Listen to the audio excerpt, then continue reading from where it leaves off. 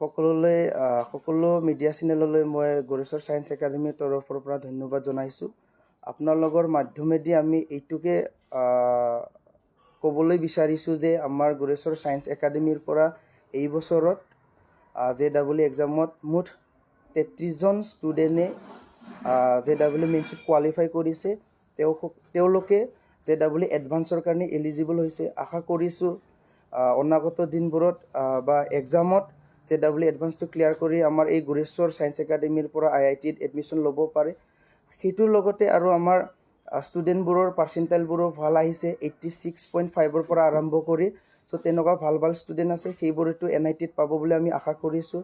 আৰু ইয়াৰ লগতে আহি থকা 5 তাৰিখে নিটৰ এক্সাম হ'বলৈ গৈ আছে। সেই এক্সামতো আমি আশা কৰিছোঁ আমাৰ গৌৰেশ্বৰ ছায়েন্স একাডেমীৰ পৰা ভাল ফলাফল ওলাব।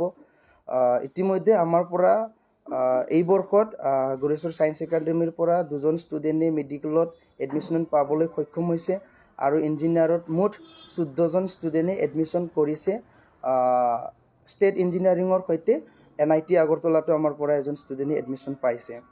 আৰু প্ৰতিটো বছৰত আমি 2018ৰ পৰাই গৌৰেশ্বৰ ছায়েন্স একাডেমী এষ্টাব্লিছ কৰাৰ পৰাই আজিলৈ কোনো ষ্টুডেণ্ট ফেইল কৰা নাই। অকল শিক্ষা নহয়, গুণগত মানদণ্ডৰ লগতে স্বভাৱ চৰিত্ৰ কেৰেক্টাৰৰ পৰা আমি যেনেকৈ এজন ষ্টুডেণ্টক ডেভেলপ কৰিব পাৰোঁ, সেই আশাৰে বা সেই সপোন লৈ আমি সদায় কাম কৰি আছোঁ আৰু অনাগত দিনত কাম কৰি যাম। আৰু এই বছৰটো আমাৰ ষ্টুডেণ্টৰ এডমিশ্যনৰ হাৰো বহুত বাঢ়িছে। আশা কৰিছোঁ আমি যিদৰে ষ্টুডেণ্টবোৰক গাইড কৰি নিব বিচাৰিছোঁ তেনেকৈ আমি লৈ যাব পাৰিম আৰু আমাৰ এই গৌৰেশ্বৰ ছায়েন্স একাডেমীৰ পৰা সদায় ভাল ফলাফল উলিয়াব পাৰিম বুলি আমি আশা কৰিছোঁ।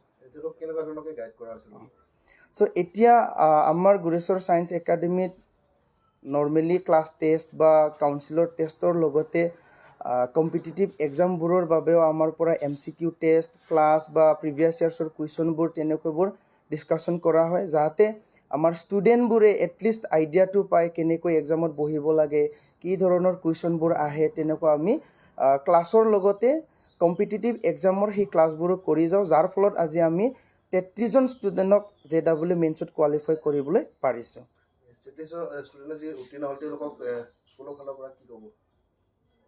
আমি আশা কৰিছোঁ সেই 33জন ষ্টুডেণ্টৰ লগতে আৰু আহি থকা CEE বা নিটৰ এক্সামত আৰু ভাল ফলাফল দেখুৱাব।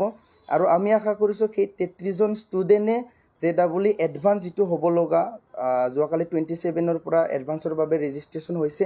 চ' সেই এক্সামত সকলোৱে যাতে উত্তীৰ্ণ হৈ IIT ইনষ্টিটিউটছত এডমিশ্যন লৈ আমাক যাতে গৌৰৱান্বিত কৰিব পাৰে বা আমাৰ এণ্টায়াৰ BTR এৰিয়াত যাতে ভাল নাম অৰ্জন কৰি আনিব পাৰে, আমি সেইটোকে কৰ্তৃপক্ষৰ পৰা আশা কৰিছোঁ।